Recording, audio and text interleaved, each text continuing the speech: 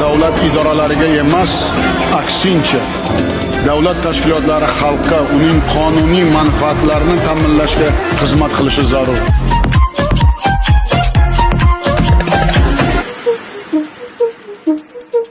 Biznesni rivojlantirish banki nomi bilan ish faoliyatini boshladi.